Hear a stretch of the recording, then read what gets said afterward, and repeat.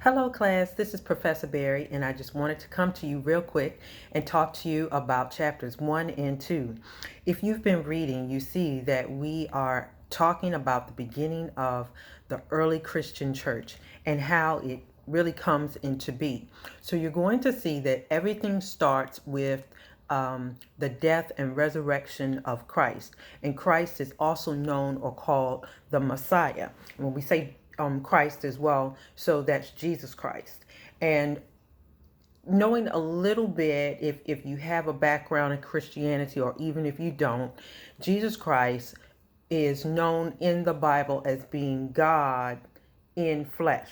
So God self sent Jesus, the Son, in flesh to dwell among people and to teach them the right way to live, to show them that there is such thing as salvation. And that was the earthly ministry and purpose of Jesus dwelling on earth. Well, after Jesus is crucified, you'll see those stories in the Gospels, located in the New Testament, after he's crucified, and then on Sunday morning arose from the dead, and then is resurrected and dwells among his disciples for a little bit before ascending into heaven. So the whole point of Jesus's earthly ministry is to show people on earth that God resides with us here on earth. There is a purpose for people, and there is a purpose for us having a relationship with Creator God.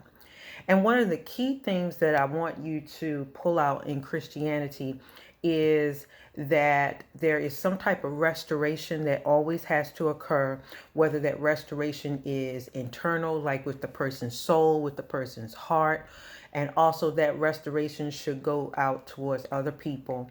You will also see throughout the years as we move throughout the book this issue of martyrdom, and I want you to look up that word, a martyr. And so some of the Christians were martyrs, and they died because they believed that this was the true and living God and that this religion was true. And they really had a lot of faith, and they were very brave in their decisions. So I want you to remember also, when we start talking about the early Christian church, the church at this time isn't all the way Christian. They're still very much Jewish. And Christianity grows out of Judaism. Okay? So Christianity pulls out of the Jewish culture and says, well, okay, y'all did it this way, but because of Jesus, we're going to do things a little bit differently than you.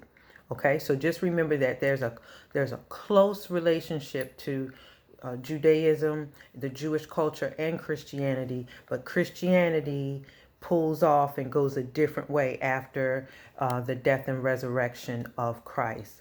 And I want you to pay attention to the PowerPoint that you have.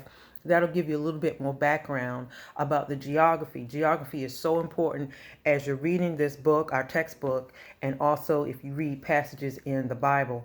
The location of where things happen is really important. So in the first chapter, your chapter 1 of your textbook, all of this is happening in like a Roman area, and the Roman government was not very privy and was not very excited about this new religion called Christianity, because they had their own thing going on.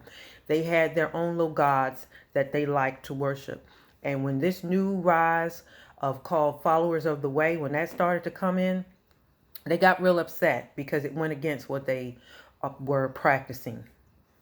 So if you see in chapter 2, you see how Christianity starts to rise and it starts to move a little bit more. And these Christians are getting real bold, right? And they're saying, we're not worshiping your local gods. We're not doing that anymore. We're worshiping God. And there you will see that there will be a lot of church leaders, a lot of bishops that will make decisions that will kind of push them away, and some will bring them closer into the fold. I want you to make sure that you also remember in your reading where this book comes from or where Christianity stems from. Christianity is not just something that was out there in Rome. It also has African influences in it. And as you read, I want you to see that you will see many Christian fathers or many church fathers and mothers as well that will come into being. And one of those, if you had me in the previous course, is Tertullian.